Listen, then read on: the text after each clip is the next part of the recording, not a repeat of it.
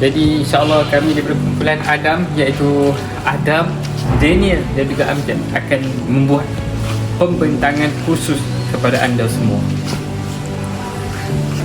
Bismillahirrahmanirrahim. Assalamualaikum warahmatullahi wabarakatuh.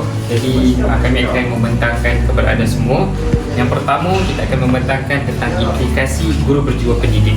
Yang kedua, kita akan membentangkan aspirasi dan keinginan pendidikan negara di masa hadapan, insya-Allah.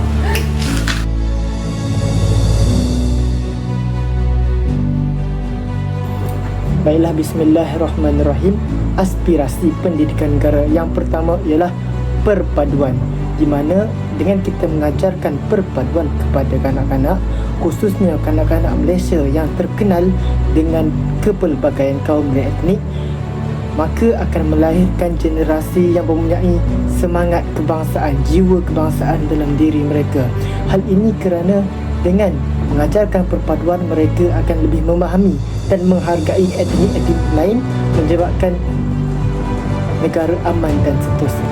Baiklah, selain itu, dengan perpaduan juga kita dapat mengelakkan perbalahan antara etnik atau konflik antara etnik lain. Hal ini kerana apabila nilai-nilai perpaduan diterapkan dalam diri masyarakat sejak kecil lagi, mereka akan memahami dan menghayati erti perpaduan itu sendiri, di mana mereka akan saling menghormati walaupun berbeza kaum, warna kulit, warna mata dan sebagainya.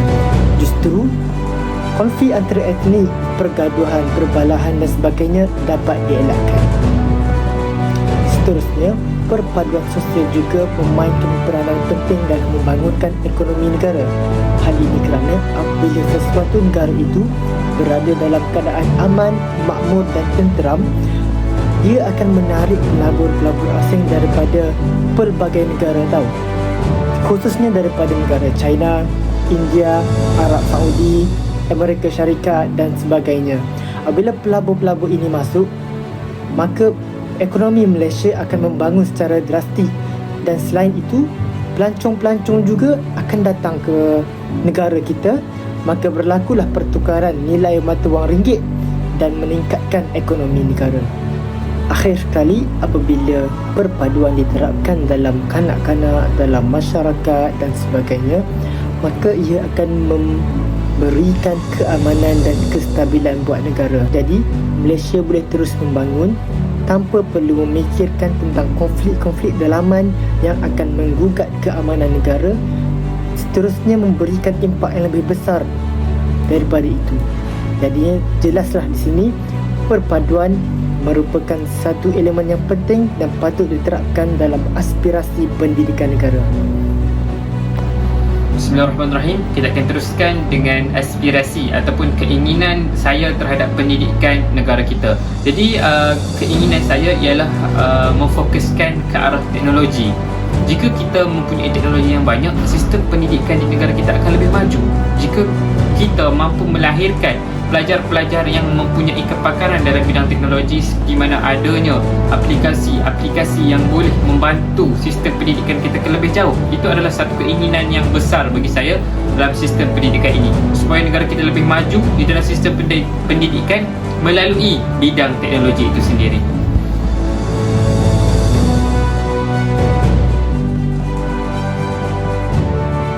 Jadi seterusnya kita akan masuk kepada implikasi guru berjiwa pendidik. Seperti yang kita tahu, guru yang berjiwa pendidik ini mempunyai inovasi, idea yang begitu banyak dalam pembangunan pendidikan. Jadi saya rasa implikasi guru berjiwa pendidik ini ialah mewujudkan persekitaran yang aktif. Seperti mana yang pertama, aktif dalam sukan. Seperti kita tahu, guru berjiwa pendidik ini akan mempunyai sifat yang mahu mengajar muridnya dengan penuh tekun.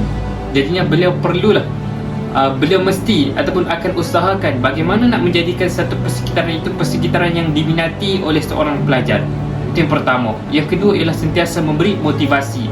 Dan jika kita lihat kepada guru yang berjiwa pendidik ini, beliau sangat menyayangi anak muridnya.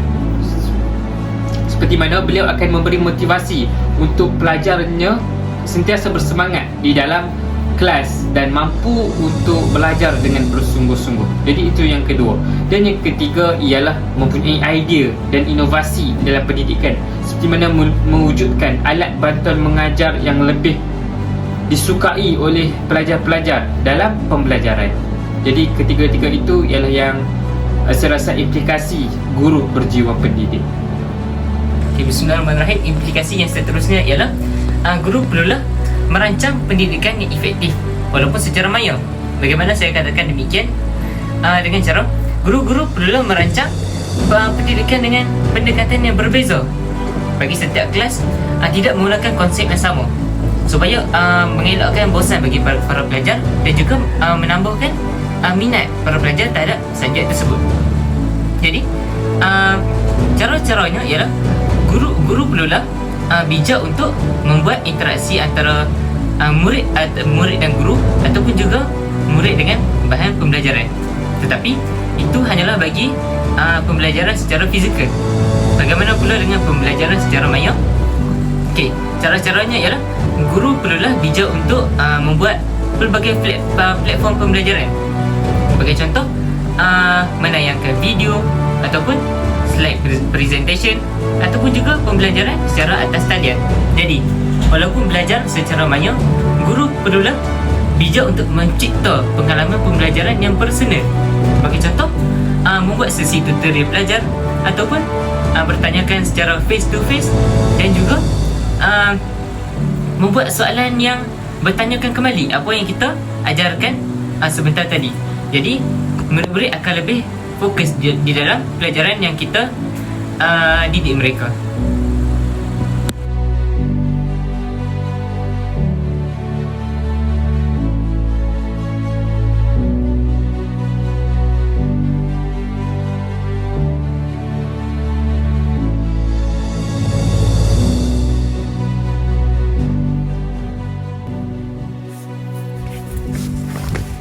Okay, insyaAllah. Bismillahirrahmanirrahim. Assalamualaikum warahmatullahi wabarakatuh. Okay, hari ini kita akan interview seorang guru cemerlang pada hari ini, insyaAllah. Boleh? Terima kasih. Bismillahirrahmanirrahim. Assalamualaikum warahmatullahi wabarakatuh. Jadi insyaAllah hari ini soalan pertama yang akan diajukan oleh cikgu. Jadinya soalan pertama, apakah aspirasi ataupun keinginan cikgu dalam bidang pendidikan ini dalam jangka masa yang panjang? Assalamualaikum warahmatullahi wabarakatuh.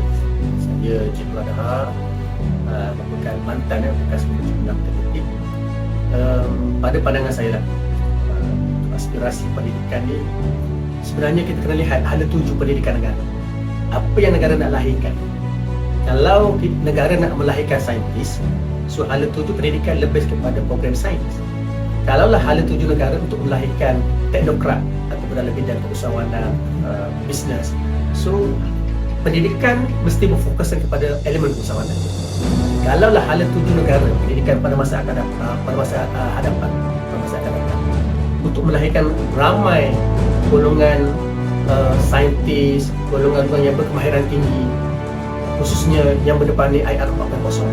So pendidikan negara haruslah berpusatkan atau berlandaskan kepada kemahiran. Bukan lagi kita lihat kepada bidang sastra, bidang sains, lebih fokus kepada kemahiran. Sebab untuk melahirkan kegiatan ekonomi yang mampan, melahirkan sebuah negara yang maju, memerlukan banyak kemahiran. Dan oleh sebab itulah kerajaan sekarang dan Kementerian Pendidikan Malaysia dalam rangka IR 4.0 untuk melahirkan lebih ramai golongan yang berkemahiran dan berkemahiran tinggi. Sebab itulah ditekankan sekolah college vocational, bahagian teknikal dan sebagainya untuk melahirkan kemahiran. Sebab kemahiran inilah akan membantu negara, akan melahirkan orang-orang yang berkualiti dan seterusnya akan melahirkan negara menjadi sebuah negara yang maju. Saya rasa sangat padat apa yang diberikan oleh cikgu. Okey, apakah pendapat cikgu tentang sistem pendidikan di Malaysia pada ketika ini? Baik, pada pendapat saya lah kan, kita ni Malaysia bukan negara maju, negara membangun. Apabila negara membangun, kita pula ada role model daripada negara luar, khususnya negara maju, untuk kita tiru pattern pendidikan negara. Tetapi mengikut acuan kita sendiri, kita modify lah. Jadi sistem pendidikan negara kita, ada sistem pendidikan yang mana kita try and error, dan ada sistem pendidikan kita memang berlandaskan kepada pembudayaan negara luar. Macam kita ambil modul dari negara luar, so kita aplikasi di Malaysia dan kita ubah sesuai mengikut acuan nilai dan budaya Malaysia. Tetapi saya rasa dalam sistem pendidikan sekarang, Kementerian Pendidikan Malaysia perlu melihat berdasarkan kepada modul yang dirangka oleh Kementerian Pendidikan Malaysia, berlandaskan kepada aspirasi dan kehendak rakyat. Sebab dalam pendidikan dia ada elemen pengetahuan. Apa kita nak tekankan kepada murid ataupun kepada pelajar? Pengetahuan. Yang kedua, kita nak lahirkan kemahiran. Yang ketiga, dah tentulah setiap negara dia ada budaya masing-masing, so perlu tekankan nilai. Contoh Malaysia, apa nilai kita nak buat? Apalagi kita Malaysia ni negara semua negara Islam. Macam negara Korea, Japan, mereka tekankan nilai. Macam Japan, nilai rajin bekerja, nilai untuk melahirkan produktiviti negara. So Malaysia pun sama. So kita perlu tekankan kepada nilai. Barulah kita akan nampak hasil 10 tahun, 25 tahun akan datang. Apa yang dapat kita kecapi sekarang ni adalah hasil daripada, pada masa itu adalah hasil daripada apa yang kita buat 20 tahun yang lampau. Jadi sebab itulah Kementerian Pendidikan Malaysia sekarang telah merangka dan telah meletakkan ABC, anak yang baik lagi cerdik. Kenapa letakkan baik dahulu? Sebab nilai, karakter, insaniah, karomah. Sebab benda tu semualah yang penting, barulah akan melahirkan murid yang cerdik. Sebab kalau cerdik saja, dia takkan membantu murid tu. Kalau cerdik, unsur-unsur kerohanian tak ada, kan? Sebab itulah dalam falsafah pendidikan negara kita lihat murid yang terbaik, pelajar terbaik adalah mereka yang memakai jersey yang lengkap. Bukan jersey yang tak lengkap. Player yang bagus adalah jersey yang lengkap sebagai role model. So jersey yang lengkap mesti ada jasmani, emosi, rohani, jersey, sosial, karakter. Bismillahirrahmanirrahim. Okay, soalan saya pula kepada Cikgu Adham. Okay, soalan saya, apa perasaan Cikgu apabila dianugerahkan gelaran guru sempena? Baik, terima kasih. Soalan yang baik. Tapi soalan ni perangkap ni.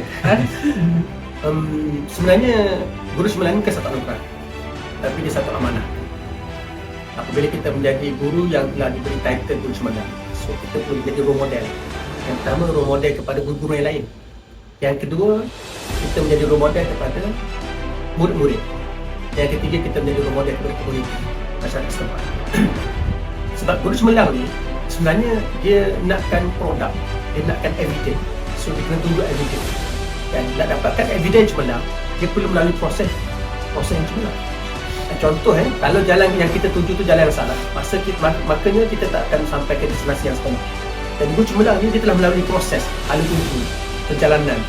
So setiap proses yang dibawa adalah proses yang telah melalui satu proses kecemerlangan. Daripada proses awal, pertengahan dan akhir. Bukan semata-mata untuk mengejar kewangan atau kedudukan pangkat.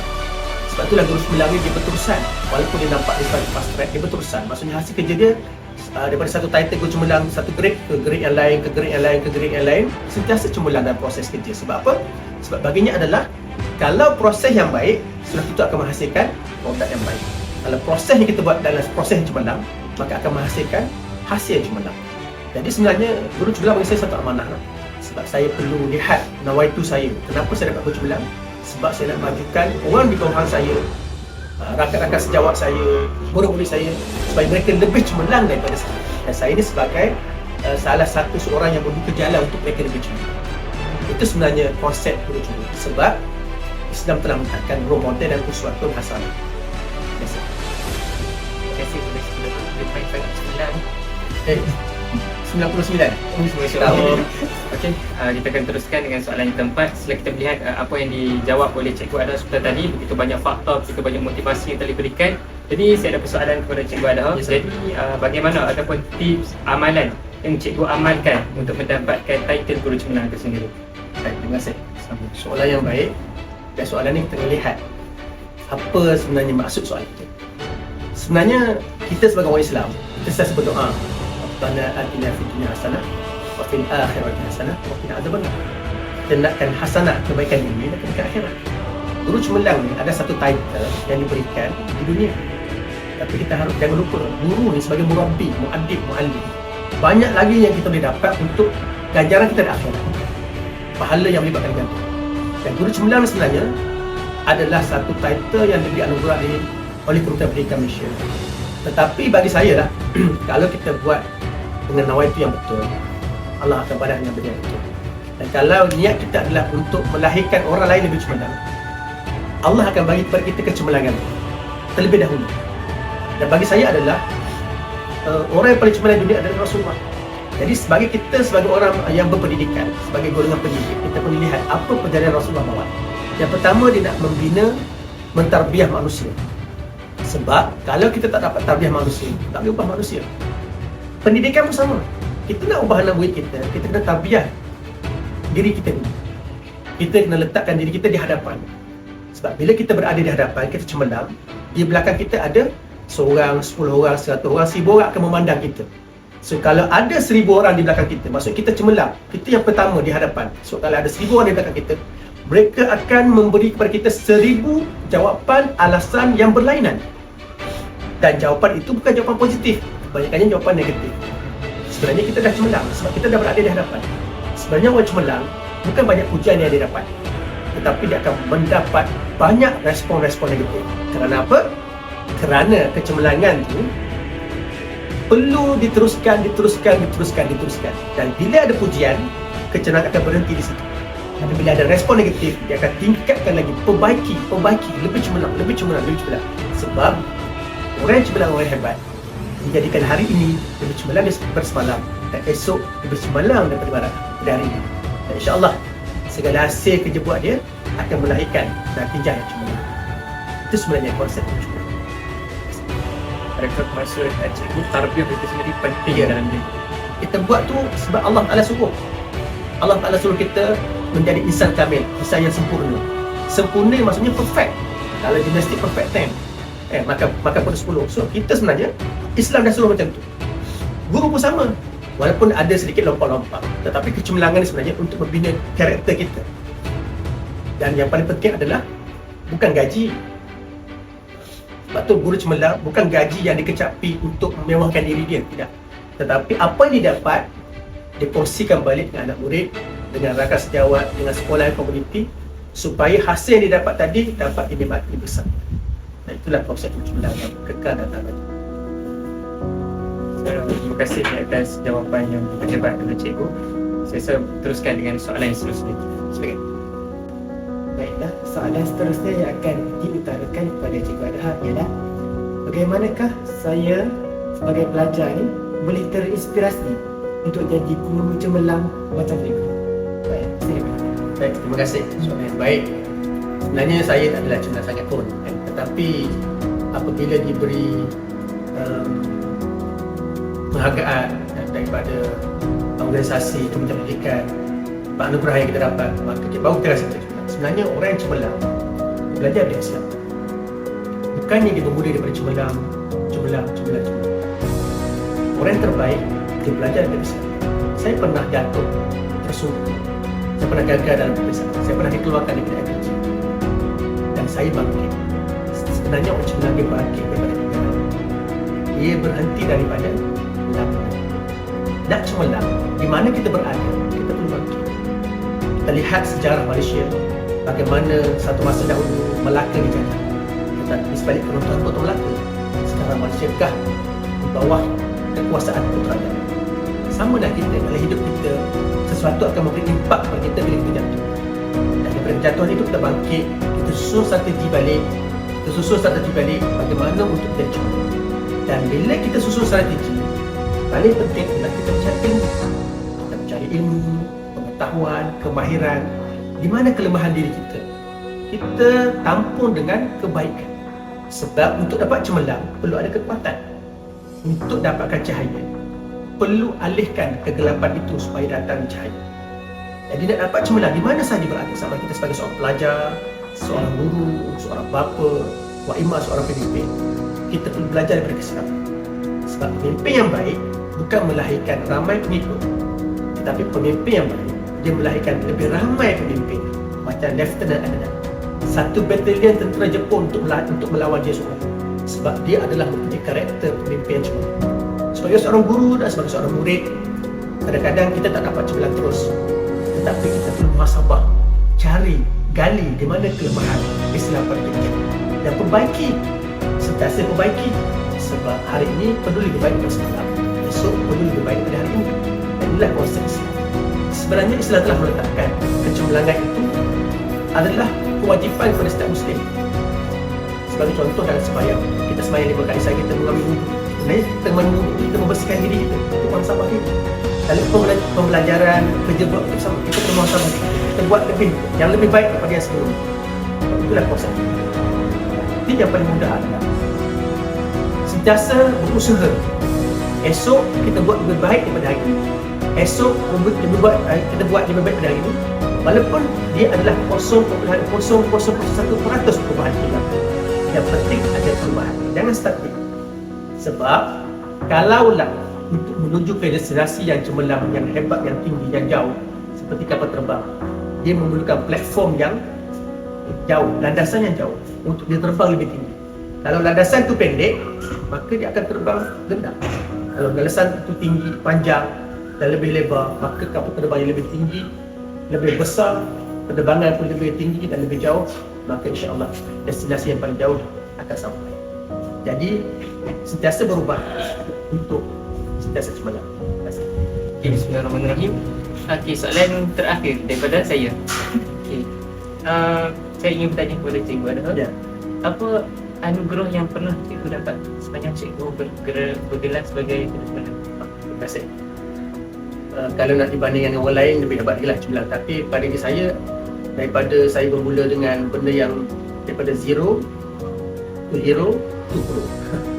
Saya mendapat title Guru Cemerlang pada tahun 2008 di grade 22. Sebenarnya saya lulusan diploma bermula dengan grade 29. So saya dapat Guru Cemerlang 32, saya dapat Guru Cemerlang 34. Kemudian saya naik, saya sama belajar ijazah, saya dapat 42 dan sekarang saya di grade 44. Dan saya sekarang ni sedang menunggu untuk memohon Guru Cemerlang 48 dalam pendidikan jasmani. Walaupun sebenarnya saya mantan Guru Cemerlang matematik. Dan antara anugerah yang saya dapat, walaupun ada halangan, yang mana saya baru berhijrah ke Bacok di SKM Kimarat. Saya berada di Kota Baru 10 tahun, di Bacok 22 tahun. Saya dah mengambil anugerah Cikgu Juara Kerja Kebangsaan yang terbaru Influencer KPM 3.0, dan saya dapat anugerah Tokoh Inovatif Sekolah Rendah peringkat Jabatan Pendidikan Negeri Kelantan. Sebenarnya anugerah-anugerah ini adalah secara fizikal saja. Yang paling penting adalah usaha kita. Kerja buat kita, usaha kita lah. Usaha kita. Walaupun ada yang mengatakan kalau takut di lampu ombak dengan rumah di pantai. Tetapi nak dapat yang luar biasa, perlu usaha yang luar biasa. Kalau kita usaha yang biasa, maka akan dapat hasil yang biasa. Kalau kita usaha luar biasa, kita akan dapat hasil yang luar biasa. Dan berharap pun ada mengatakan mencegah. Bagi siapa berusaha, pasti dia akan berjaya. Jadi, ingat, usaha tangga kejayaan perlu bermula dengan tangga 1, akan naik ke tangga 2. Jangan terus lompat tangga 1 ke tangga 10. Step by step, istiqomah, insyaAllah. Walaupun banyak halangan dan cabaran, pastilah kita semua akan berjaya. Dan kecemerlangan sebenarnya adalah kecemerlangan apa yang dapat meningkatkan kompetensi diri kita. Walaupun daripada 95 kepada 95.005, walaupun sedikit peningkatan, yang penting setiap masa kita meningkat. Dan inilah yang Islam tekankan, dan inilah yang perlu dalam pendidikan, supaya setiap peningkatan itu bermakna kecemerlangan. Bukan cemerlang ni bukannya dia dapat 100%, tak. Kalau dia daripada result 20 naik kepada 60%, itu dah cemerlang sebab dah membawa satu lonjakan sarjana. 20 dia punya bagi tu 40%, luar biasa. Itu pun dah cemerlang. Jangan melihat kepada hasil asal, tetapi melihat pada proses. Sejauh mana dia telah menggapai kejayaan itu. Dan itulah kecemerlangan. Dan saya menunggu selama hampir daripada 2003 hampir sekarang ni 2023, hampir 20 tahun untuk saya gapai kecemerlangan itu. Dan saya sabar, saya usaha lagi. Yang paling penting juga adalah kena cari role model, contoh siapa yang tertiru sebagai role model kecemerlangan.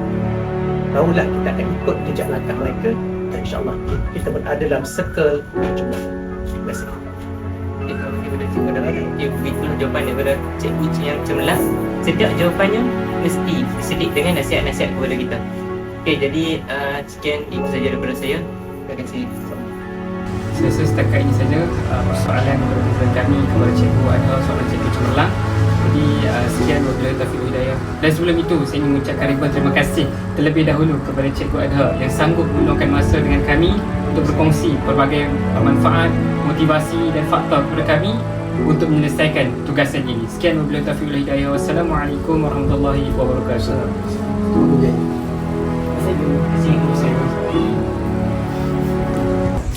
sekian sahaja daripada kumpulan kami. Sekian, wabillahi taufiq wal hidayah. Wassalamualaikum warahmatullahi wabarakatuh. Alhamdulillah.